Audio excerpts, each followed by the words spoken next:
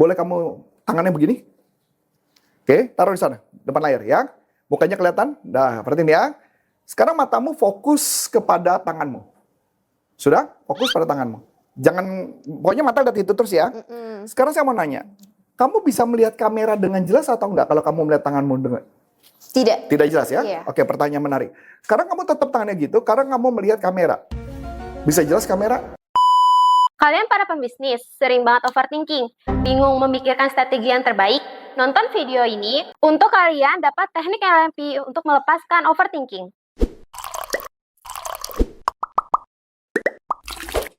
Halo Coach, Halo. mau nanya nih, gimana sih cara menghadapi biar nggak overthinking dalam saingan pebisnis di luar sana dan tahu di pebisnis itu tahu dalam actionnya tuh gimana caranya? Oke. Nah, ini kita bicara mengenai overthinking ya. Karena yang namanya bisnis pasti ada aja pikiran-pikiran yang muncul karena banyak hal yang dia harus pikirkan. Ya. Sebuah bisnis kan. Nah, ini ada hal yang menarik juga nih sebelumnya. Jadi kebetulan pada saat saya perjalanan, saya meeting, kemudian saya di perjalanan saya baca satu WhatsApp group yang memang kita punya WhatsApp group. Jadi kalau buat teman-teman yang belum punya WhatsApp group kita, langsung join di WhatsApp group kita, nanti Anda akan banyak dapat pembelajaran.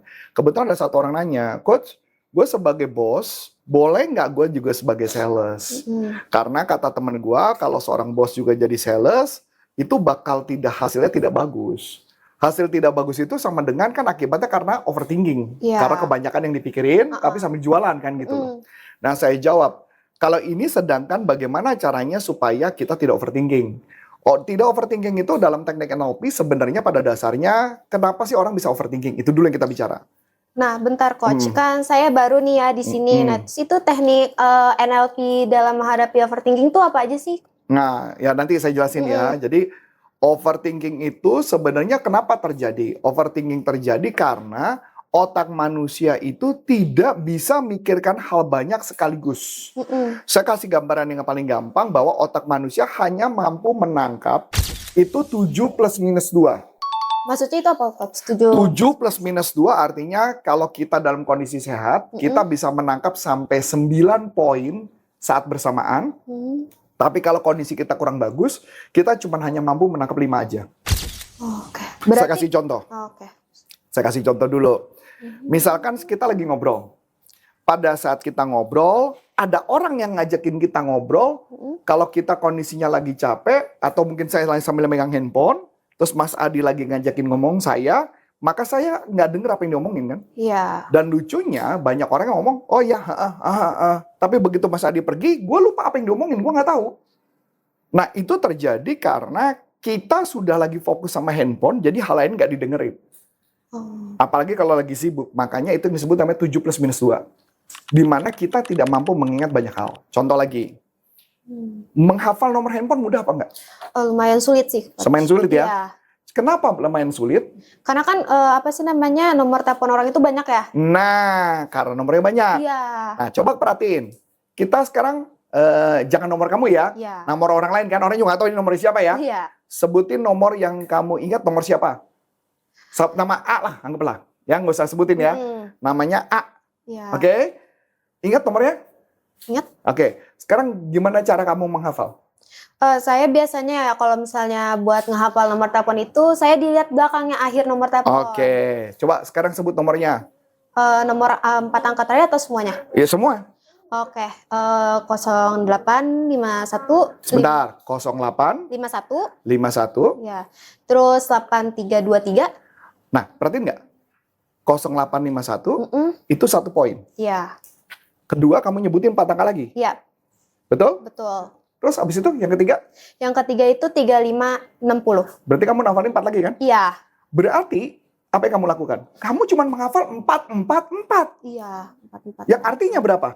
Ada 3 kali yang saya hafal. Nah itu maksudnya. Kalau orang nomornya kepanjangan, maka kenapa Anda nggak ingat? Karena Anda bingung gimana cara membagi strateginya. Maka Anda bagi menjadi lebih besar angkanya. Iya. Yang paling gampang misalkan 0812, 0813 itu udah 1 nomor. Iya. Paling gampang dong. Nomor kedua Anda hafalin dong. Nomor ketiga Anda hafalin. Itulah strategi kenapa manusia cuma menghafalin berdasarkan bilangan-bilangan itu. Makanya kenapa manusia tidak bisa menghafal sekaligus saat bersamaan. Kebanyakan. Ya. Oke? Bahkan contoh, di dalam pelajaran sekolah pun atau pelajaran kita kerja sekalipun, ada teknik menghafal dengan Ya. teknik yang namanya cantolan. Yap. Jadi artinya menghafal di satu bagian, ditempelin satu lagi, satu lagi, satu ditempelin. Contoh menghafal, kamu bayangin orang pakai baju dicantolin satu-satu kan? Ya. Nah, itu adalah teknik menghafal. Nah, makanya kenapa manusia bisa overthinking, artinya dia udah lebih daripada yang harus dihafalin. Dia harus banyak hal yang harus dia putuskan. Saya ambil contoh. Kita rekaman nih, Ya. oke? Tadi pagi saya rekaman 2. Kemudian saya rekaman lagi nanti 3. Ya. Ini kamu yang pertama nih, untuk yang kedua, sesi kedua. Padahal saya masih ada meeting nih. Di situ udah ada yang nunggu lagi nih di situ. Berarti ada satu lagi dong pendingan nih di kepala saya dong. Ya. Tapi untung satu yang pending. Kalau tadi pagi kusut saya. Iya, betul. Kenapa? Ada 2 yang nelfon. Satu rekaman. Iya, satu lagi. Yang 4 mau meeting. Iya. Nah itu. Overload jadi overthinking. Sampai sini oke? Oke. Supaya nggak overthinking gimana? Ya harus dilepasin satu-satu dong. Oh ya. Diberesin satu dong. Kayak gitu sampai sini oke? Oke. Gimana cara kita mengatasi kondisi-kondisi overthinking? Intinya adalah pada saat dia mengalami masalah yang sangat banyak, yang idealnya adalah dia mengurai satu-satu. Iya. Tapi gimana kalau dia nggak bisa mengurai satu-satu? Apa yang harus dia lakukan? Biasanya tuh kayak apa ya? Biar nggak ngurai satu-satu, langsung gitu sekaligus gitu biar dia misalnya kayak ada ini satu masalah nih. Terus kayak dia langsung blok gitu loh, coach. Ya agak sulit tuh ya, agak sulit tuh kalau mau dikerjain semua sekaligus Iya. kayaknya hampir nggak mungkin. Sebenarnya cara yang paling gampang adalah dia harus tenang dulu otaknya. Kalau dia nggak tenang, dia nggak bisa ngebagi mana yang mau dikerjakan lebih dahulu. Karena otomatis dia kan bingung kan? Iya. Kerjaan misalkan contoh nih, satu datang, datang lagi satu, datang lagi satu, datang lagi satu. Iya. Nah itu malah bingung dia. Numpuk kayak jadinya ya, coach. Numpuk. Maka teknik yang paling gampang adalah membagi supaya dia tidak overthinking. Kita bisa pakai teknik namanya kriteria value kriteria. Nah, itu apa, coach? Nah, teknik value kriteria adalah teknik kita bertanya kepada yang memberi tugas, kriteria mana yang paling penting dulu dikerjakan, itu yang dikerjakan pertama kali. Oh, berarti kayak kita harus confirm dulu ya? Kepada atasan. Oh. Bukan teknik FIFO. Tahu teknik FIFO dong? Tahu. Apa tuh? Vivo itu kayak first in, First first out. out. Kan nggak bisa gitu juga Iya. dong. Atau nggak bisa juga LIFO dong. Iya. Ya, last in, Last first in, out. first out. Bukan gitu. Jadi dalam pekerjaan Anda lebih baik tanya. Ini kan karena kamu masih baru nih. Ya. Belum ditunggu kan? Tunggu aja ntar lagi. Ini pasti terjadi. Betul? Tadi ada orang. Betul. Jadi nanti muncul ya mukanya ya. Jadi satu-satu jalan harus ditugasin dulu. Mana yang menjadi prioritas. Nah itu mesti tanya kepada atasan. Karena yang paling benar kan adalah atasan. Karena ini yang tahu dong kerjaannya kan. Iya. Kalau anak buah kita kan nggak ngerti nih. Ya kayak dulu pertama kali timnya Mas Adi baru masuk gitu. Yang bagian video editor juga dia bingung. Ini banyak banget nih kerjaan. Mana dulu yang dikerjain. Akhirnya salah gitu loh. Iya. Oke, sampai sini ya. Oke. Teknik pertama adalah tanya kriteria. Jadi tanya sama bos, kriteria mana bos yang paling penting yang harus diselesaikan pertama kali.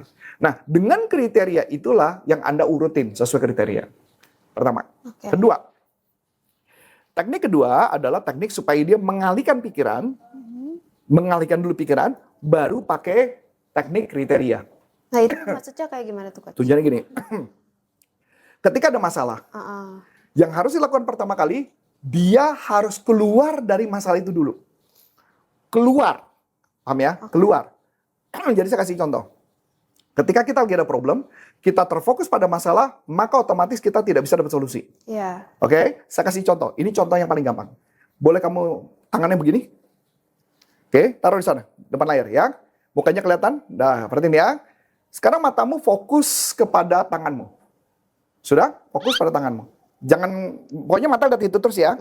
Sekarang saya mau nanya, kamu bisa melihat kamera dengan jelas atau enggak kalau kamu melihat tanganmu dengan Tidak. tidak jelas ya? Iya. Oke, pertanyaan menarik. Sekarang kamu tetap tangannya gitu, karena kamu melihat kamera. Bisa jelas kamera? Bisa. Tanganmu jelas nggak? Nggak terlalu jelas. Nggak terlalu jelas. Iya. Oke, silakan turun. Ini menunjukkan apa? Ketika kita ada halangan, kita fokus pada halangan, maka kita nggak bisa ngeliat peluang. Oh. Ya dong? Iya. Anggaplah ngeliat kamera itu peluang. Ketika Anda ngeliat peluang, Bukan berarti masalahnya hilang dong. Iya. Tapi masalah ada, Masalah ada tapi terus otaknya tetap otak bisa ke sana. Jadi nggak di overthinking. Oh, Caranya gimana supaya nggak overthinking? Teknik NLP yang paling sederhana adalah teknik yang disebut namanya reframing. nah itu apa tuh coach? Nah, teknik reframing adalah memberikan makna ulang dari sebuah masalah.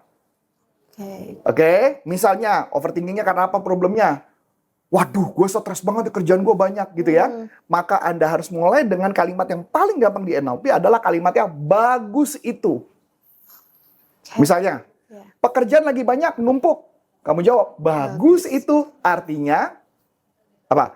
Bagus itu artinya bos percaya sama saya. Oh, Maka apa yang terjadi? Otakmu switching. Jadi fokus kepada solusi, bukan pada problem. oke. Nah, kebanyakan manusia enggak. Dia fokus kepada Problemnya. itu mah jawabannya. Nah, itu teknik reframing dan termasuk yang namanya tekniknya adalah pattern interrupt, diinterupsi supaya otak kita nggak jadi masalah. Sampai sini oke? Oke. Masuk ke tahap 3. Ini tadi pattern interrupt beneran. Mm-mm. Ketika Anda masalah, Anda harus melakukan pattern interrupt. Contoh pattern interrupt. Ketika ada masalah, lagi mumet nih, Iya. Anda melakukan gerakan-gerakan aneh. Oh kayak gerakan gini atau enggak kepala gitu kali ya. Tapi gerakan aneh kayak misalnya nih. Pusing. Lagi stres. Nah itu pattern interrupt. Atau dia berdiri, dia loncat-loncat. Gila lo, gue lagi stres banget ini gini. Nanti akhirnya otaknya menjadi normal. Karena Anda melakukan gerakan-gerakan tertentu yang membuat Anda hilang problemnya. Saya pernah ketemu satu orang sales. Dia lagi stres, ditolak. Tahu nggak apa yang dilakukan sama dia? Karena ini posisinya udah diatur posisi dulu, kalau saya berdiri pasti kan keganggu. Iya. Yang dia lakukan adalah dia berdiri sambil nyanyi ngaco-ngaco. Nyanyi ngaco kayak gini. Lagunya nggak jelas. Dan dia melakukan nendang-nendang. Paham nggak? Jadi kakinya sambil nendang. Habis itu, halo ibu, apa kabar? Oh biar keluar gitu ya. Keluar. Itu yang disebut namanya pattern interrupt. Jadi dia nggak sempat stres sama sekali. Nah, itu teknik yang sangat ngebantu untuk mengatasi yang berkaitan dengan pattern interrupt. Oke coach, makasih udah jawab pertanyaan dari saya. Dengan saya Adela. Dan saya Coach Antoni Sarif mengucapkan terima kasih, sukses buat Anda dan sampai jumpa. NLP for Business untuk Indonesia. Bye-bye.